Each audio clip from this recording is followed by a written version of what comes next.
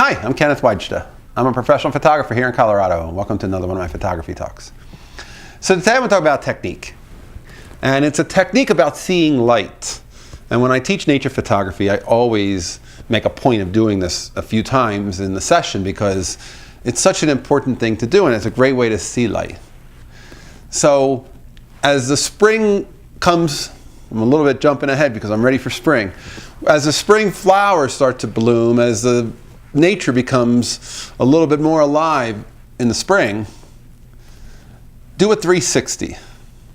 And what I mean by that is look at something that you find that you would like to photograph. It could be a leaf, it could be a flower, it could be a tree, and look at it and see where the light is. If it's front lit and it's attracting you, especially if it's early morning or late afternoon light, the light's nice and low to the horizon and it's creating a more dramatic light on that subject. But after you photograph what attracted you, do a 360 and walk around, if you can, the other sides of that object and see what it looks like.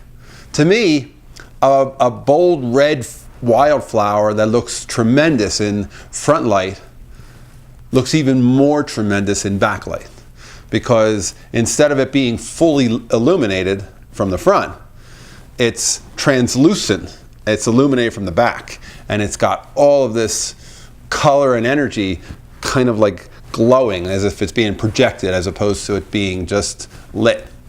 And I'm a big fan of backlight for nature and for portraits or a lot of things because I think it has a lot more of a dramatic feel than front light. But front light can certainly work at times, and if you do a 360, you'll get to learn and see how light works. What's the difference between this front view, this side view, and this back view? And every one of them has a different feeling, and every one of them has different possibilities for you to explore. And then if you do that with a lot of your subjects, you'll get better photographs, because what you're saying is the first thing I saw is what attracted me, but it wasn't the only thing I shot. People will come to my nature photo workshops and say, how many photos will we take today? And I'll say, I don't know, 4 or 5. And they're like, what?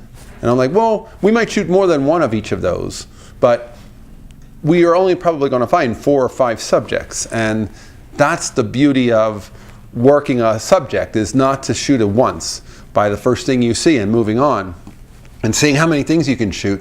It's about finding one way to do one thing well. And that's what you can do with nature photography, especially if you do some 360s. All right, that's today's photography talk. If you're enjoying these, hit the subscribe button and we'll talk again tomorrow. Thanks so much for watching.